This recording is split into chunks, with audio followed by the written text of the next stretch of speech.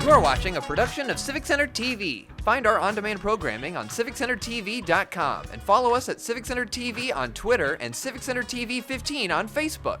Civic Center TV, television that's close to home. It's time for the Splash Live from Civic Center TV, featuring stories from and about people like you in the greater West Bloomfield area. Simulcast on cable, 89.3 Lakes FM, social media, and the web. Now live from Green Media Center on Walnut Lake Road, it's the Splash Live. Live, local, social, it's the Splash Live on Civic Center TV and 89.3 Lakes FM. I'm your host, Tyler Kieft. Thank you for joining us and, as always, for keeping up to date with us on civiccentertv.com. It's been a really fun week so far across the greater West Bloomfield area, including yesterday, Tuesday, it was the beginning of Mardi Gras, and of course that's celebrated in the local area with Paczki Day, and a couple of really fun events happening throughout the greater West Bloomfield area, including at WB Parks Connect, where seniors got together to enjoy some pastries and some fun with their friends at WB Parks Connect. Connect members getting some Paczki, some other pastries, some coffee, and of course a whole lot of smiles from the team over at West Bloomfield Parks as they celebrated the big day throughout the local area here in southeastern Michigan. Of course, Paczki Day, Fat Tuesday, a big day in the local Polish population, which populates a large portion of southeastern Michigan. And that's, of course, recognized right down the road from us a little ways in the other direction at the Polish Institute of Culture and Research in Orchard Lake on the campus of Orchard Lake Schools. Yesterday, we had a chance to talk to Anna Biachuk from Orchard Lake Schools, from the Polish Institute, about some of their upcoming events, including their Paczki Day events there as well. And they handed out yesterday, it was really cool, she was telling us about it, they handed out free Paczki to all their staff, to all their students on campus, both for their college that they have over there at the St. Mary's campus and Orchard Lake St. Mary's. And it was really cool to talk to her about that and all the other stuff coming up, celebrating Polish culture, not only this week in our local area, but in the coming weeks and months as well. They got some really cool stuff coming up at Orchard Lake Schools. Of course, today is Valentine's Day on February 14th, and for many in our community, they're celebrating their love with their significant other. But love comes in a number of different forms, including in friendship, in family, and of course in teammates on athletics courts. That's especially the case for the West Bloomfield High School girls varsity basketball team, whose love for one another has catapulted them to yet another successful start. Here's the story. Spending most of her high school career on the varsity basketball team, Destiny Washington has experienced a lot of success at West Bloomfield High School, including 2 consecutive championship game appearances and hanging a championship banner. For her and sophomore Sheridan Beal, the 2024 team's start has been as much about building a sisterhood as it has been about developing talent. I think this team is the most together that it's ever been. It's really like a sisterhood on the team. Like, we all really enjoy each other, and it's really fun this year. We have a very strong connection, and we're very much a tight-knit group. So we don't just like each other. Like, we honestly love each other, and I think that shows on the court with our chemistry and the way we play. Building those bonds was neither a quick nor an easy task, but this team's leaders, including a rising star in Beal, just a sophomore, has seen a massive growth of trust this season following a tragic ending in 2023 where they lost in the Division I championship game to Rockford. Losing last year, it kind of set a fire under us. It made us know that this is for real. We can't have any mess ups, and it made us really want it even more. We, of course, want to go out with the win, but we also want our year to be fun.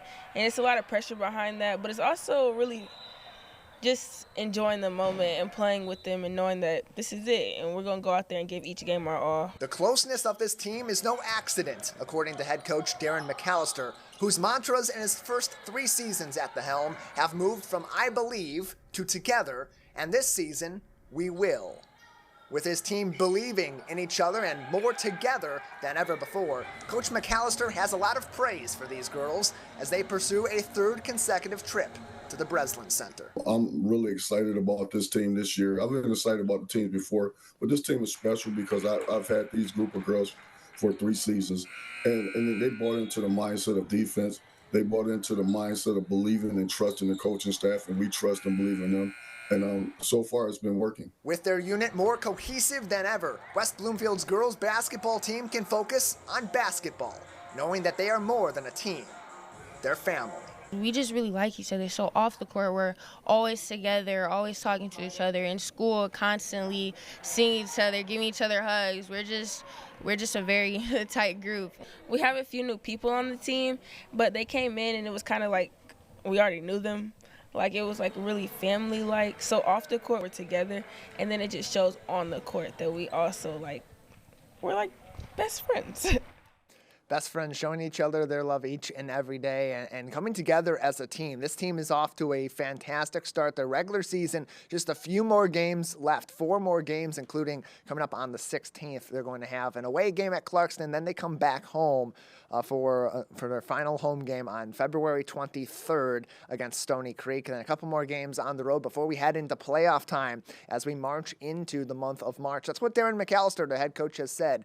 All this has been about building toward March. They're 16-1 right now. 3 of their next 4 games are against teams they've already beat in landslide victories this season. So potentially the #1 seed in the entire state as they head into the playoffs, looking for their 3rd consecutive trip to the MHSAA Division I championship game. You can find more information on the West Bloomfield Girls Varsity Basketball team and all of our other sports at West Bloomfield High School during the winter season and throughout the rest of the year on westbloomfieldathletics.com.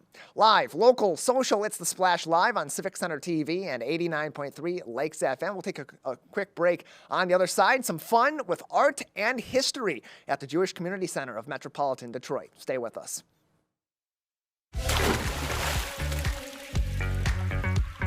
We'll be right back with The Splash Live. Find local municipal meetings at our program schedule on civiccentertv.com. Find when your meetings air live or when they're replaying on our Civic Center TV live stream. Find it all at civiccentertv.com and click schedule at the top of the screen. A fresh start lets you refocus, helping you live in the moment, where you can take the lead or take a bow, basking in the glitz and the glow of winter. Because when the snow begins to fall, you feel the excitement rise. Set your sights on a winter wonderland as Fresh finds new ways forward in pure Michigan.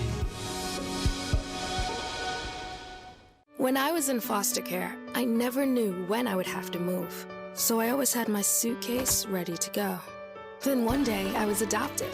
My new parents opened their hearts and home to me. My parents cook my favorite breakfast for me every morning. My parents take me on trips I never thought I would go on. They gave me a home and an even better reason to use that suitcase. My parents aren't perfect, but they're perfect for me.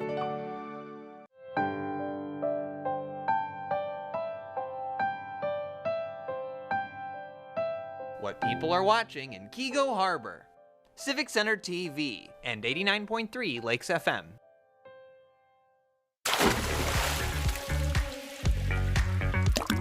And now, back to The Splash, live. Live, local, social, it's The Splash live on Civic Center TV and 89.3 Lakes FM. I'm your host, Tyler Kieft. Thank you so much for being with us today.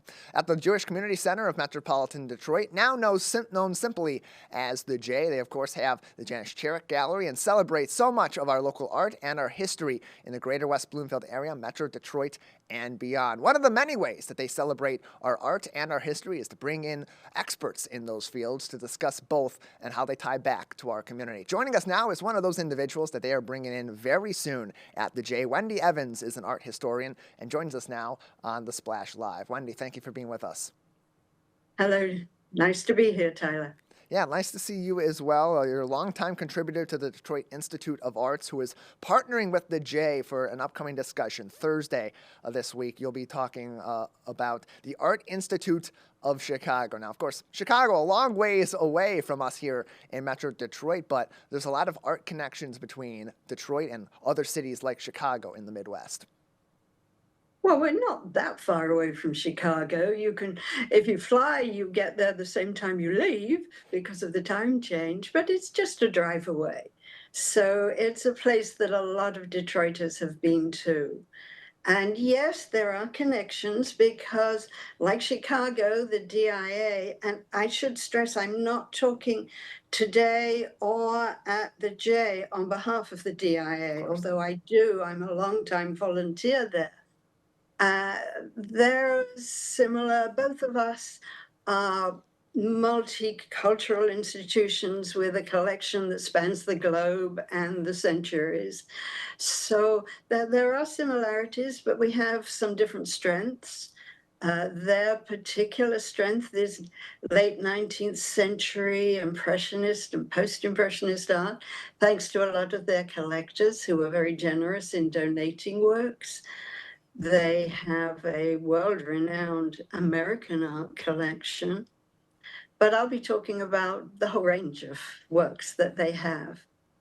And you're doing this talk at the J of Metropolitan Detroit, which is located right here in West Bloomfield. It's on Maple Road. That will be on Thursday from 11 a.m. until 12 noon. And this is an opportunity to get people a better understanding of the connections between art, history, culture, and our local community. And those subjects, they have so many overlappings, but they're very different in their own ways. So as an art historian yourself, what are some of the key ways you see those three elements, art, history, and culture, kind of coinciding? Oh, absolutely. Well, art history really is all of those. It covers everything from math and engineering to culture to history.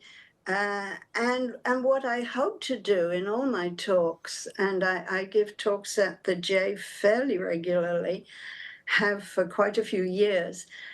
What I hope to do is whenever we're looking at a work of art, help people to see, help people to look, so that what they learn looking at one piece, they can transfer to looking at others. And I always encourage them to come down to the DIA because we have a fantastic collection in our own city. And you mentioned the connections between art and meaning, and art and storytelling, but you're an art historian, and so you're also connecting not only the history of art, but art and its connection to history. What does art in so many different forms tell us about our history and our connection to our past? Oh, so much.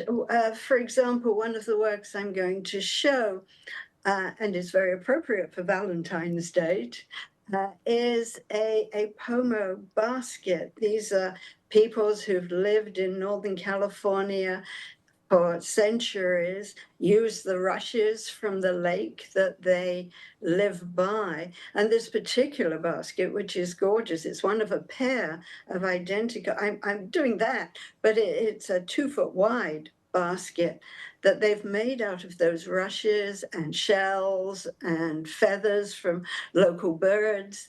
We're learning about their culture, which is part of our history here in America. Why it's important for Valentine's Day is the baskets were gifts to women on their betrothal. So they're love gifts, if you like. Very appropriate for Valentine's Day.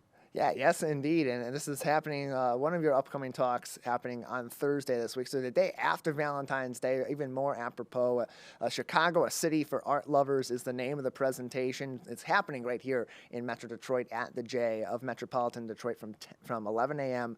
until 12 noon. But if you can't make it that day, you only got to wait a few more weeks. Thursday, March 14th, Wendy will be back at the J to talk about Above Rubies, the Jewish women artists at the J of Metropolitan Detroit. And, of course, all this information can be found on the J Live app, jlive.app/events. And you can sign up for events like this all across our local area, including at the J of Metropolitan Detroit. Wendy, you have previously taught art history in our local area at Wayne State University, on top of being a longtime volunteer at the Detroit Institute of Arts. So now you get a chance to transition from teaching art in a classroom environment and teaching art as a volunteer at the Detroit Institute of Arts, so kind of talking about it to a group of people in the community. Now, how is that similar? How is that different? And what feeling does that give you in this setting versus your traditional work?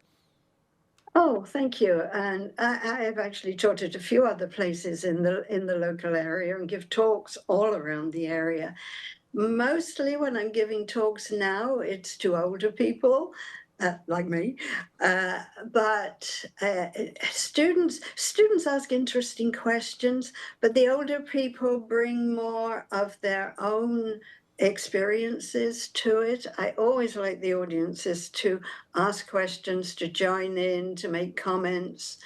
It makes it more interesting to them, and I learn things too. So, yeah, I miss the students, but I have more time for other things when I feel I had to always be in town when I was teaching students. I'd be there for them all the time. This time gives me a little more freedom and a little more chance to uh, interact with different people, a whole range of different people at the different places. I go to libraries, I go to senior residences, I go to the All Seasons on Drake Road, right in West Bloomfield. I have talked at the West Bloomfield Public Library too, quite a while ago. So it's always interesting, and it gives me a chance to talk on so many different subjects, which I didn't have when I was teaching.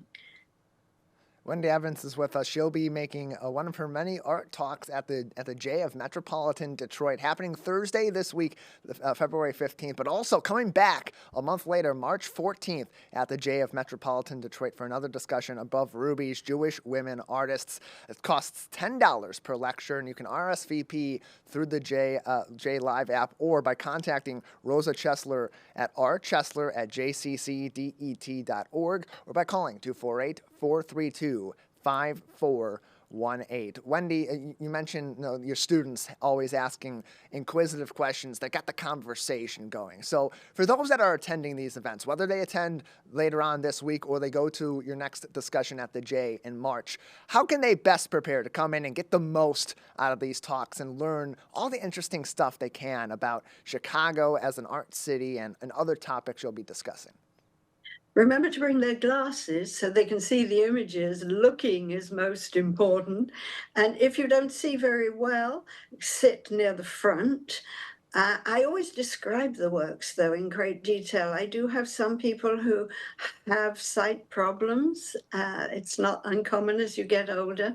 I should stress, by the way, that the JCC, although it's a Jewish based organization, they welcome anybody to the talks they give or to the J for the other activities they do. We get a fascinating group who come and talk. Some of them have listened to me for years. Some of them are new, and I always like to see new faces. So I do encourage you to come and try it out. We have fun. Tickets are still on sale. Registrants may attend all sessions, so it's $10 per lecture. You can get all that information you need by visiting the J of Metropolitan Detroit's website. And again, you can also either send an email to Rosa Chesler at rchesler@jccdet.org or call 248-432-5418 for even more information. Wendy Evans is an art historian who will be holding an art talk on Thursday this week at the J of Metropolitan Detroit, February 15th, and also will be coming back in March on March 14th for even more discussions. Wendy, when people leave this discussion later on this week or the next one in March, as an art historian, as an educator, as an art lover yourself, what do you hope that they take away? Well, what I always used to tell my students at Wayne when they first came to my first class was I knew it would change how they looked at art, but I hoped it would also change how they looked at the world. I'd like that to be a takeaway from all my talks. Plus, I would also like them to come down to the DIA, which is something I always kind of stress in all my talks too. It's a great resource with connections to communities all across the Tri-County area, and so the DIA a great place to go as well to explore art. And there's so many great art opportunities at the J of Metropolitan Detroit, whether it's in the Janice Cherrick Gallery or talks like those that you're having later on this week. Wendy, anything else that we should know about your upcoming art talks or anything else you'd like to discuss? Well, if anyone would like to know where I talk and when, I do have a website. It's www.art-talks.com. I called it that because I give art talks, but also I think art talks. It talks to you if you will listen, if you will look. And I guess that's my biggest message. Well, Wendy, we appreciate you joining us to preview this upcoming discussion, really the multiple discussions you have coming up on this subject. Thank you so much, and good luck on Thursday evening. Thank you, Jason. Thank you, Tyler. Excuse me. Thank you, Tyler. Appreciate it. Thank you so much. Again, her website can be found at art-talks.org. You can also find more information on these events by visiting the JLive app, jlive.app/events. And if you just search Wendy Evans, it'll bring up more information on this specific event and the next one coming up at the J of Metropolitan Detroit. Live, local, social, it's The Splash Live on Civic Center TV and 89.3 Lakes FM. On the other side, we head to the heart of the lakes where next week there's a really fun event where you get to play a classic Michigan card game, plus all the ways you can get involved in fun games and events in the city of Keego Harbor. Stay with us. We'll be right back with The Splash Live. Missed one of our live broadcasts or one of your local municipal meetings? Check it out online at civiccentertv.com. Every meeting, show, and interview on demand. Thank you for watching and listening to Civic Center TV and 89.3 Lakes FM.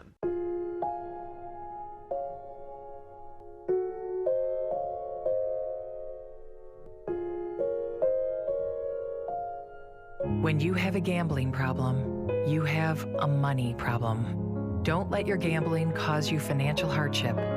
If you or someone you love is struggling with gambling, we can help.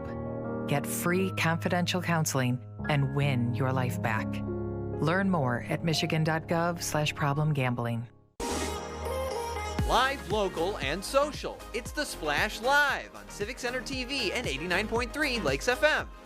Join our team as we highlight people and events that are making an impact in the greater West Bloomfield area.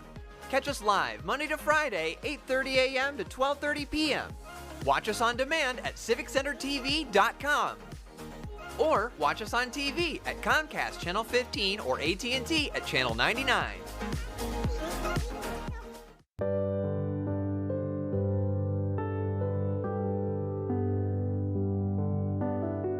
What people are watching in Orchard Lake, Civic Center TV, and 89.3 Lakes FM.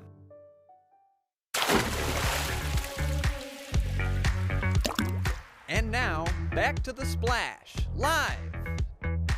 Live, local, social, it's The Splash Live on Civic Center TV and 89.3 Lakes FM. I'm your host, Tyler Keefe. Thank you for joining us, and as always, we encourage you to keep up to date with us and find all of our segments on demand, and of course, feel free to share them on civiccentertv.com. That is also a great resource to find all of your local original programming, especially your municipal meetings when they're broadcasting, when they're replaying, and when they're available on demand as well. civiccentertv.com. Coming up on Tuesday next week, another fun night at Gino's Pizzeria and Restaurant, playing a classic Michigan card game as the Optimist Club of Keego Harbor bringing back their charity euchre tournament again in the month of February, this time February 20th from 5 p.m. until 8 p.m. at Gino's on Cass Lake Road, just past Roosevelt School. They'll have a euchre refresher clinic at 5 o'clock. Hey, maybe it's your first time playing euchre. Maybe it's been a long time since you've played this game, or maybe you just aren't all that skilled and want to improve a little bit before you enter this tournament. We'll have a refresher at 5 o'clock. 5:30, all the pizza and soft drinks that you love to have over at Gino's come out to those tables, and then the games kick off at 6 o'clock with cash prizes for first place and second place, and all the proceeds from this event do go towards supporting the Optimist Club of Keego Harbor. So if you want to register, there still is some availability, $25 per entry, and you can submit your registration by emailing President Mike 930 at iCloud.com, or if you see Bill Bertakis around the community, he is Mr. Keego Harbor over there in the heart of the lakes. He has all the information you may need to know also on the Optimist Club of Keego Harbor, so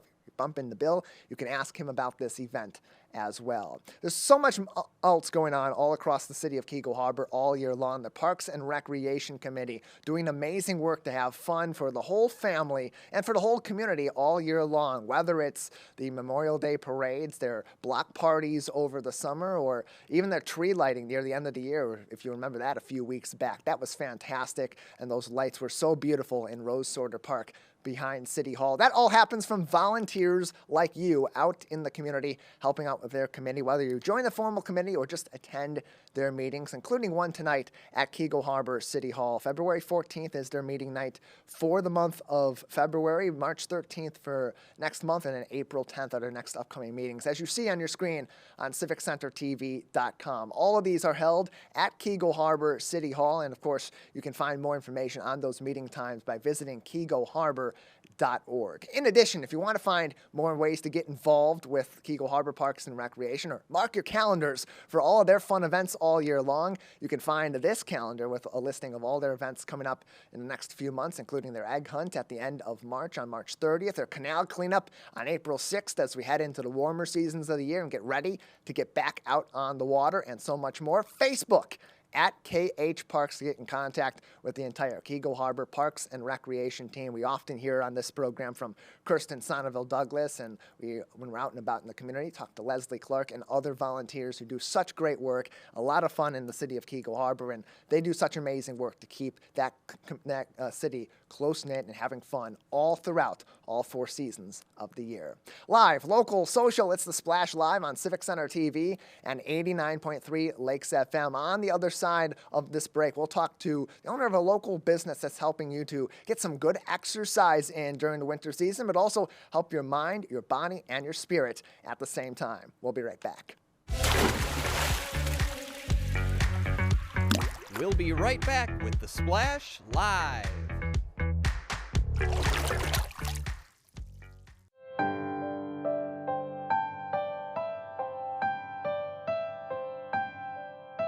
What people are watching in Keego Harbor. Civic Center TV and 89.3 Lakes FM. I'm an ex-drug dealer, and I'll be your sub today.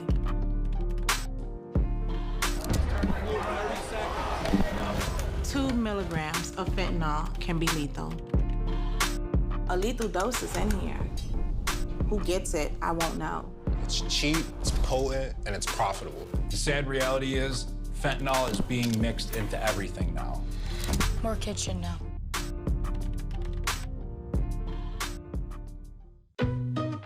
In the face of COVID-19, staying healthy is important. And now the same is true in the face of flu. Influenza has the power to infect millions. But it's easy to protect yourself, your family, and your community. The flu vaccine is safe and effective. And with COVID-19 still around, it's essential. Together we can face flu season head on. Visit michigan.gov/flu. Want to enjoy Civic Center TV on your social media? Find us on Instagram at Civic Center TV. Get notified when we upload one of our interviews, full episodes, and more. Thank you for watching and listening to Civic Center TV and 89.3 Lakes FM. And now, back to The Splash, live. Live, local, social, it's The Splash live on Civic Center TV and 89.3 Lakes FM. I'm your host, Tyler Kieft. Thank you for joining us and continuing your work week with us here all across our 4 communities. Well, whether you've been working out since the beginning of the year or you've had an exercise regimen that's been very regular through many years going back in your fitness journey, sometimes it's nice to try something new or try a different approach to your health, your fitness, and of course, building a community around you as well. And one of our local businesses is looking to help you do just that over in the city of Keego Harbor at Aspire Pilates. And joining us now is their owner, Amy Pronovost, on The Splash Live. Thank you so much for being with us today. Thank you.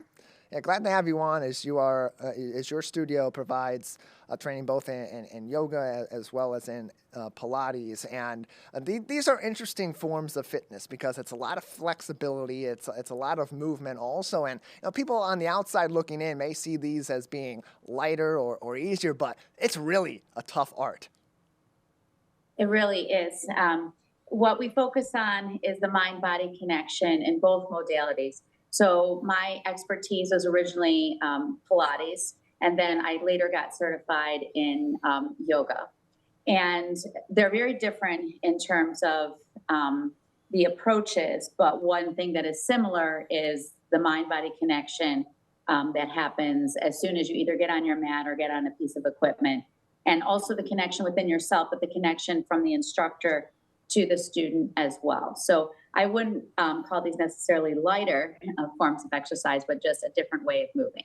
Oh, that's what I call throwing a lob to the guests, saying something out there that's going to trigger a response that tells you the real truth behind it. I know this is not easy stuff, but it's stuff that anybody can get into, which makes it a really cool form of exercise. And Amy, especially this time of the year when we are in the colder months of the year, it's cloudy and it's dreary outside. Some people can really struggle to keep active. You know, they're not going outside for their walks. They're not playing in the park. They're less motivated because of the real effects of seasonal affective disorder to go to the gym and get these exercises in. And so having an environment like yours where you're taking classes can really be beneficial in getting people out the door and getting people moving. I agree. Everybody always comes in or leaves feeling better than when they came into the studio. And even if they came in with like some aches or pains or issues or even not feeling great, and maybe mentally, by the time they leave, they always feel better and they have a smile on their face. And it really means a lot to me to be able to provide that to people. Just also the community, and when people are seeing other people coming in and out and enjoying themselves through exercise, it's really a wonderful thing. And so your location is on Orchard Lake Road in Keego Harbor, 3080 Orchard Lake Road, just a little bit beyond the bend at Orchard Lake and right before Cass Lake. Tell us about your business in Keego Harbor and why Keego was the perfect place to put Aspire Pilates. Well, it's kind of an interesting story because this used to be, the space that I'm in now used to be Cornelia's School of Dance. Yeah. And when I was an adult, and so I danced for many, many years. And when I graduated from college, I actually danced in this very same space with Christina's adult ballet, who she rented space from Cornelia here. And so when I saw this space that became available back in 2019, I said that this is really the place for me. And so it was available for rent. And I stepped inside and I thought, okay, I have a history here. I have wonderful memories of dancing in this space, and I connected with it immediately. And I also really like the location of it. It's fairly close to my house, but I just like Keego Harbor in general. It's a small community, but it's close to all the big areas in Metro Detroit. And I think it's a good place for my clientele. They can come from all over Oakland County, and I have people coming from as far as Grand Blanc and as far as Milford. So all over Oakland County. It's a nice central location. Amy Pronovost is with us on the Splash Live, owner and instructor at Aspire Pilates Studio out of Keego Harbor, located on Orchard Lake Road. As you see on your screen, more information can be found on their services and classes at aspirepilatesstudio.com. And Amy, you had mentioned that people are coming from all over the local area to take these classes and to enjoy these different sessions, both individual and group classes. And as we talked about earlier, with people maybe struggling this time of the year or struggling in general to get into a regular exercise regimen, sometimes having that group environment is exactly the elixir you need to find something to get you out and get you active and find a form of exercise that you really have fun with. So how does the group element play into the work that you do, and why is Pilates and yoga that perfect group activity to dive into? So I think people feed off of each other in some ways, like just the positive energy in a class situation where you come in, you see the same people or many of the same people every single week. You have your spot. We start the class in a very similar manner so that it kind of makes that transition from the outside world to the inside world where you can focus on yourself. And then also just like the rapport with the instructor too. I love teaching group classes. I've been teaching dance and group classes for over 20 years now. And I love the energy of everybody in the room together working toward common goals. I just really find that it's a positive experience for most individuals, and even people who might be a little bit reluctant in the beginning to start in a group. Usually by the end they feel very comfortable. And let's talk about that dynamic too, because people that are doing yoga or doing Pilates, maybe they have some experience in this regard in the past, or they've heard that these are really great forms of exercise, or they just want to try something different. Now, how does the class environment help them build those skills, but also keep the pressure low, given that there are going to be so many people of so many different experience and ability levels? Well, at Aspire Pilates, the class size is quite small. So that's one thing, like in terms of comfort level, they know that they're getting a lot of personal attention via corrections, via me knowing how they're moving, what things they need to work on, what things they need to modify. So I feel that with the class sizes being usually no more than like 10 to 12 people, that they get that personalized experience, but still are able to get motivated by other people in classing.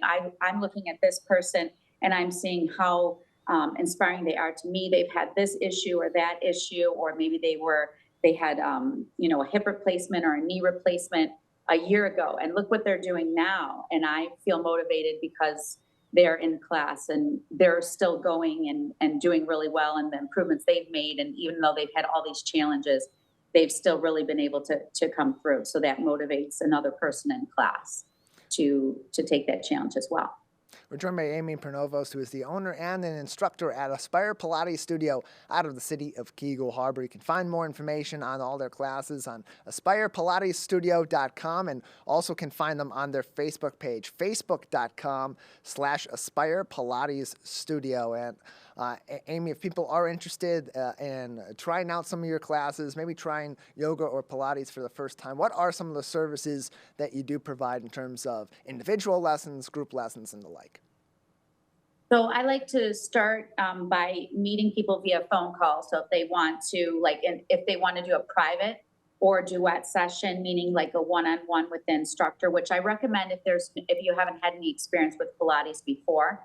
So the new client special for that is 2 private sessions for $130, and it's just me and the client, and we work on the reformer or the mat or anything that needs to be worked on. I talk about goals, fitness level, and we start from there. And then if you are interested in joining a group class for the Pilates and bar group classes, it's three classes for $30. So it's like an intro special for that.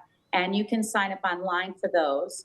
And if you want to sign up for a private duet, I do like to talk with people individually over the phone first, just to get to know them and make sure that the studio is a good fit for them and their goals, and they have realistic expectations, and also knowing if they have any injuries or issues as well. Amy, lastly, people will go into these classes or try different forms of exercise for a number of different reasons, a number of different motivations, and everyone has a different reaction class by class or across their journey. What do you find is the common reaction that people have after engaging in yoga or in Pilates for a while, and how does that change how they feel on the other side of getting some experience behind them? I think it really impacts everyone's daily lives more than they even realize. Like, some of my favorite moments are when clients say to me, I feel better than I felt in years, just because I'm moving more. I have less tension in my body, less stress. I enjoy coming here. This is my favorite time of the week when I can come and focus on myself and work with you or another instructor. That also, if they feel like maybe they were challenged via a hike, or they were like a sport or even dance, they feel like they're doing better at all those activities. And they feel like even just basic things like, I can reach down and tie my shoe easier, or I noticed that I didn't have to sit down to put my pant on, or something like that, that impacts their daily lives, that they really come to me and say, thank you so much. This has been really almost life-changing for many individuals. You can find more information on AspirePilatesStudio.com to find out more on their classes, sessions, group classes for dancers and students, and so much more. They're also on Facebook at Aspire Pilates Studio. Amy, before we let you go, anything else that we should know about your business out of the city of Keego Harbor? Just welcome, and I'm so happy to be here, and I've been teaching for a really long time, and I'd love to meet you, and I would love for you to see the beautiful studio. Thank you. Thank you for joining us as well, Amy. You can always find more information on their classes and see some of the pictures of classes in action, as well as their beautiful studio out of Keego Harbor. Facebook.com at Aspire Pilates Studio. Live, local, social, it's The Splash Live on Civic Center TV and 89.3 Lakes FM. We'll take a short break. On the other side, a new look at history with a special exhibit just down the road from us in Farmington Hills. Stay with us. We'll be right back with The Splash Live. Missed one of our live broadcasts or one of your local municipal meetings? Check it out online at civiccentertv.com. Every meeting, show, and interview on demand. Thank you for watching and listening to Civic Center TV and 89.3 Lakes FM. Hi, Lisa Brown here, reminding you that Michigan's presidential primary is February 27th, and the 9 days of early voting begin February 17th. Remember, in the presidential primary, you must choose either a Democratic, Republican, or nonpartisan ballot if applicable. Thank you for taking part in our democracy. One scorching heat wave will leave me powerless to cool my insulin. When the storm rolls in, my time to find a pet-friendly evacuation center will have run out. I'm relying on luck, but who knows if it'll be on my side. When it comes to disasters and emergencies, it's not a matter of if, but when. Take control. 1. Assess your needs. 2. Make a plan. 3. Engage your support network. Let's prepare so we all have a better story to tell.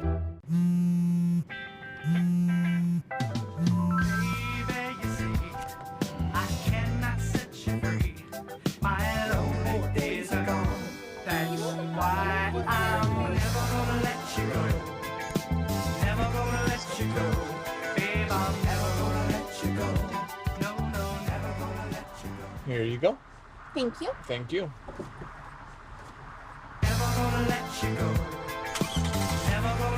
This is Civic Center TV and 89.3 Lakes FM. On cable and the radio. On the web too, and on social media. Civic Center TV, television that's close to home.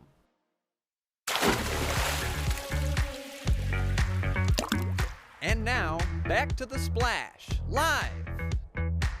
Live, local, social, it's The Splash Live on Civic Center TV and 89.3 Lakes FM. Welcome back. I'm your host, Tyler Kieft. Thank you for joining us. We had a chance earlier on this week, and it was a really good package put together by Jake Schaff from our team to hear from Carol Fink, one of the docents at the Orchard Lake Museum through the Greater West Bloomfield Historical Society. And she had a really great quote in that story. If you haven't seen it, it's on our on-demand page on civiccentertv.com, where she said that our history is not always pretty. It's not always nice. And that also connects back to so much of world history as well. And in particular, the Holocaust is one of those really horrific and tragic events that happened throughout history that we continue to tell stories of today. And right here in our local community at the Holocaust Center up in Farmington Hills on Orchard Lake Road, so many connections to survivors that live in the greater West Bloomfield area, in Oakland County, in the state of Michigan. And recently they took a new approach to telling those stories as they did a large-scale renovation of their exhibit space, creating a more interactive space and a new way of approaching telling stories of survivors and those victimized by the Holocaust. Joining us now on The Splash Live is Mark Mulder, Director of Curatorial Services at the Zekelman Holocaust Center, to tell us more. Mark, thank you for being with us today. Happy to be here. Thanks for having me. Yeah, glad to have you on, as the Zekelman Holocaust Center had reopened its exhibit space after some extensive renovations, and they did it in a very timely point of the year, as we recognized recently Holocaust Remembrance Day, right along that weekend before we recognized that day specifically is when this exhibit reopened. But first, tell us about this project, because it was a huge undertaking for the HC. Absolutely. We began work on this almost 5 years ago, where we engaged with exhibit designers from New York, Ralph Applebaum and Associates, in order to give us some ideas of what renovation could look like. And then over the last, say, 3 years, I've been focused almost exclusively on this project. We have basically tore the exhibit down to the studs. I kept a lot of the old installations that meant a lot to us institutionally that have been here since the beginning, since the 80s. But those are in storage now, and everything that you see when you go through the new exhibit is more or less brand new. We reused artifacts, we reused some of the photographs, but we really wanted to make sure that this was an updated exhibit, that it looked modern, that it followed kind of, new scholarship on how to talk about this topic. And so as you were designing this new exhibit space, as you were considering how to change things at the Zekelman Holocaust Center in terms of the experience and even the learning opportunities, how did that all come together? What was the main focus in this new exhibit space? I think, and you see it on the screen right now, the survivor stories is what really pushed us. We've known and we've noticed that, our survivors are less and less able to come in and speak to our visitors. And 20 years ago, when the old exhibit opened, if you came to the center, most likely you would have walked out either having a tour from someone who survived the Holocaust or seen a speech from them at the end of your tour. And that's just not as possible anymore. And so all Holocaust institutions are kind of reckoning with this change. How are we going to keep telling these stories in the future? And that's really something that we decided was going to be the centerpiece of our exhibit. We sacrificed places where we could tell very specific and didactic factual information, and instead said, I would rather focus on a personal story from someone who lived it.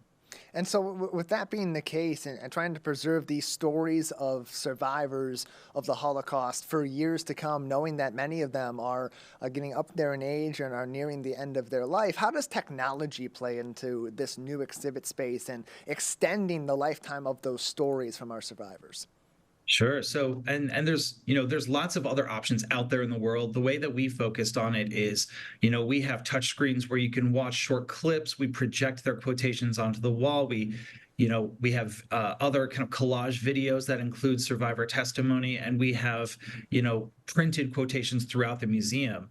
Other institutions are doing, interviewing, where you can interview holograms and things like that. We didn't go quite that far with ours, but there's lots of ways that people are exploring to see how we can best use that technology to keep those stories going in the future.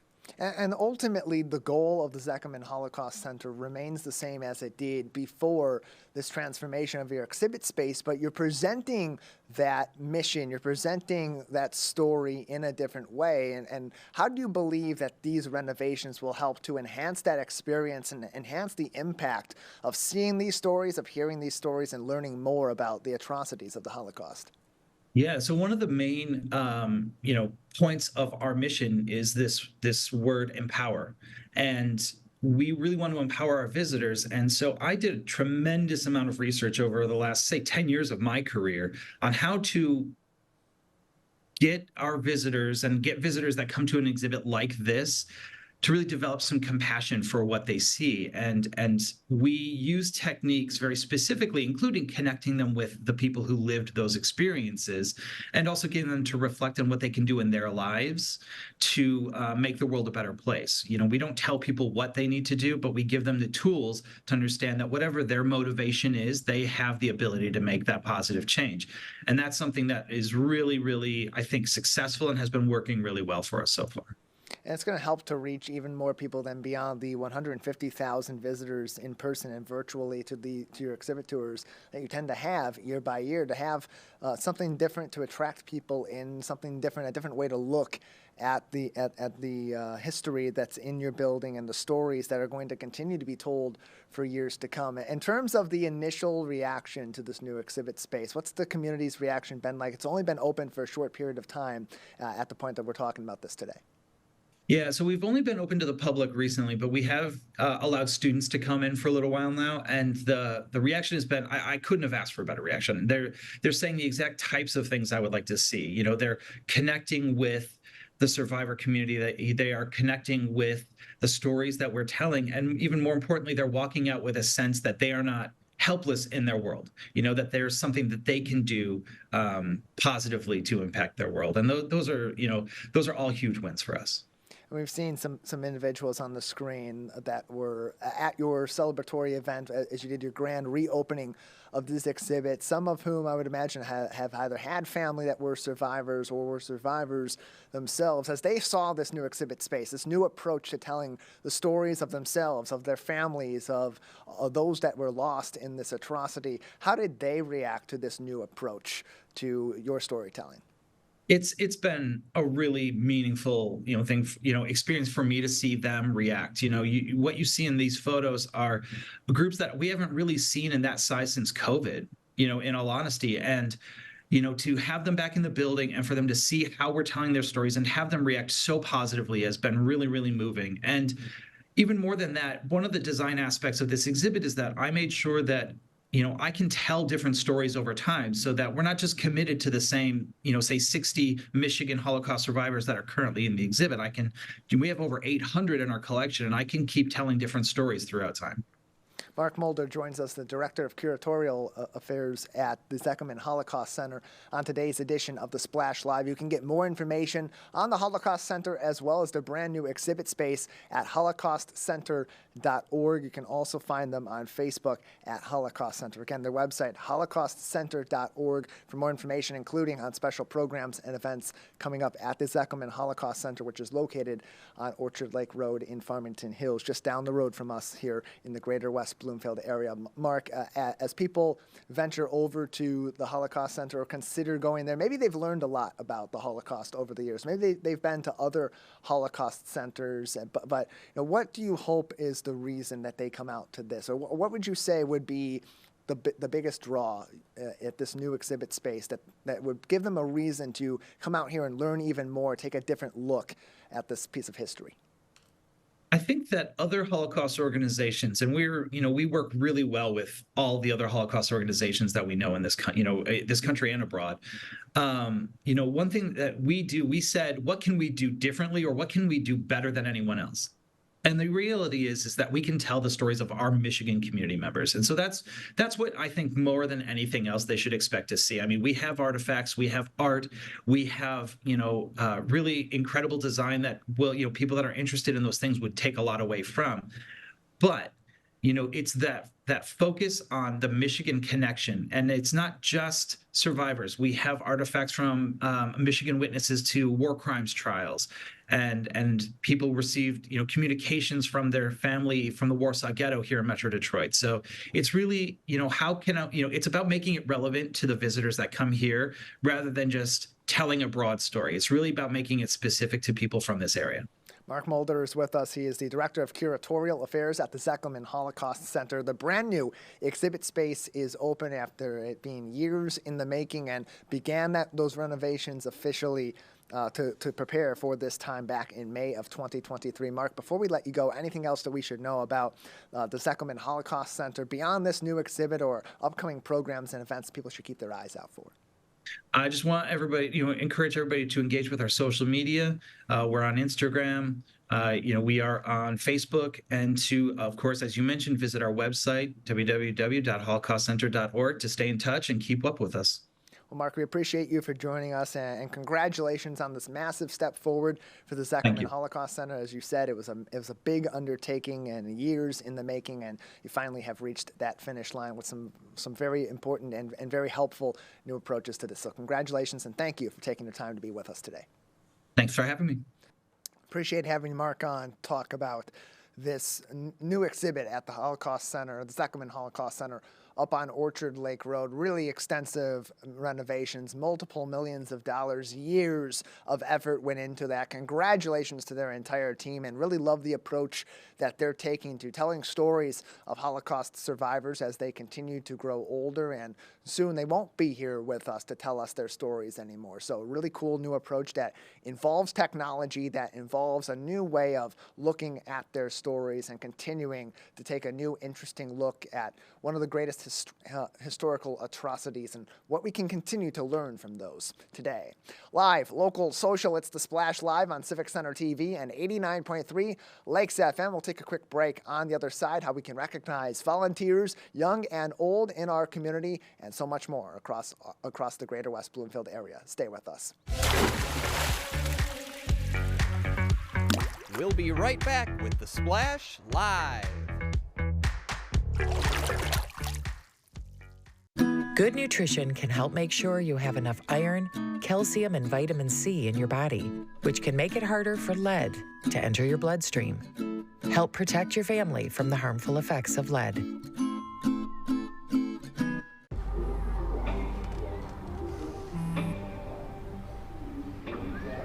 I don't know why you're so sad. You've got a roof over your head. You gotta stop with that depression stuff. That's what white people think. You all right? It just feels like it's coming from everywhere. Do you want to talk about it? You can talk to me if you're feeling sad. Whenever you need to talk, I'm here, okay? 1 in 4 Michigan homes has high levels of radon, a naturally occurring radioactive gas known to cause lung cancer. It doesn't matter where you live or what type of home you have. You won't even know it's there unless you test. So don't wait. Testing is cheap and easy. And if there's a problem, it's simple to fix. Visit michigan.gov/radon to learn more. We took action. Will you? This is Civic Center TV and 89.3 Lakes FM. On cable and the radio. On the web too, and on social media. Civic Center TV, television that's close to home.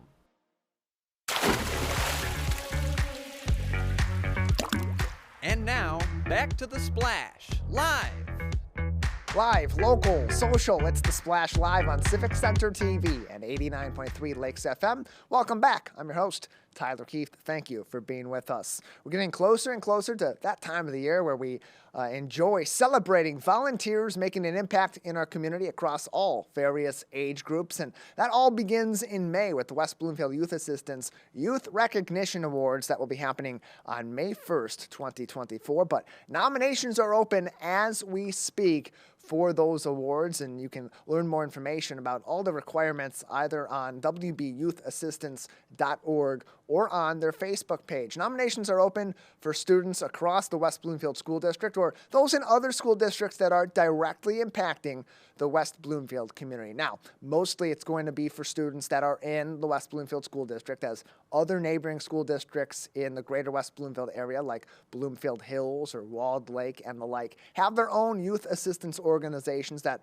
often hold similar award ceremonies all throughout the year. But you can get a full listing of requirements that go into nominating these students, what they're looking for, how they qualify, by visiting their Facebook page at WB Youth Assistance. They have a link to a special form that you can fill out with plenty of more information, including the requirements. Some of them are, of course, they have to be of school age. And another one that is a big one in this is that their volunteer hours are going toward a school credit. Those volunteer hours are not eligible for these awards. A full listing of requirements and, of course, the form you need to fill out to nominate kids for these awards can be found on wbyouthassistance.org. We're also in the final days to get your nominations in for the Michigan Week Community Awards Breakfast. Friday this week at 11:59 p.m. Once Saturday rolls around, nominations are closed, and the Michigan Week Committee that works so hard all throughout the year will start making those tough choices on who to nominate. So get your nominations in now at michiganweek.org now through Friday at 11:59 p.m. Nominating volunteers making an impact all across our 4 communities and surrounding areas, including in our 6 school districts in the greater West Bloomfield community. Whether it's someone that's doing great work within a community organization like our Optimist clubs or our Rotary clubs or such, or someone just doing some volunteer work in your neighborhood that's gone unnoticed maybe by the greater community, but hasn't gone unnoticed by you and your neighbors. All great people to nominate. Follow the links on your screen on civiccentertv.com, michiganweek.org. And again, that deadline, Friday, February 16th at 11:59 p.m. Before we let you go today, want to show you a beautiful post out of the city of Keego Harbor. Mayor Robert Kalman posting on Facebook late yesterday as we approached the one-year anniversary of the tragic shooting at Michigan State University that took the lives of 3 students and injured several others, showing at Keego Harbor City Hall, them showing their support all the way from our local area. Of course, flying the American flag,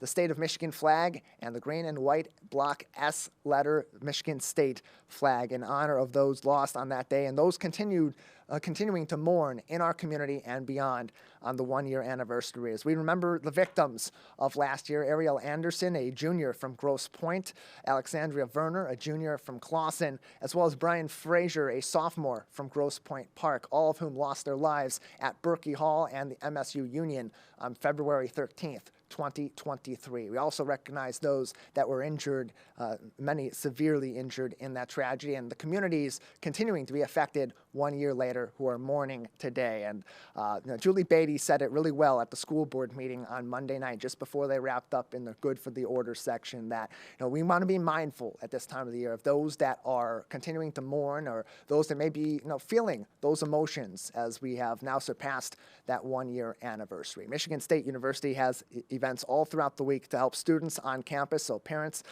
keep in mind that those resources are available on campus. And of course, the Spartan Strong Fund continues to support students at Michigan State affected by the tragedy, including mental health services. You can get more information on that by visiting giving2.msu.edu/Spartan-strong. CFM. Live, local, social, it's the Splash Live on Civic Center TV and 89.3 Lakes FM all throughout your work week. We thank you for joining us, and we'll be back very soon.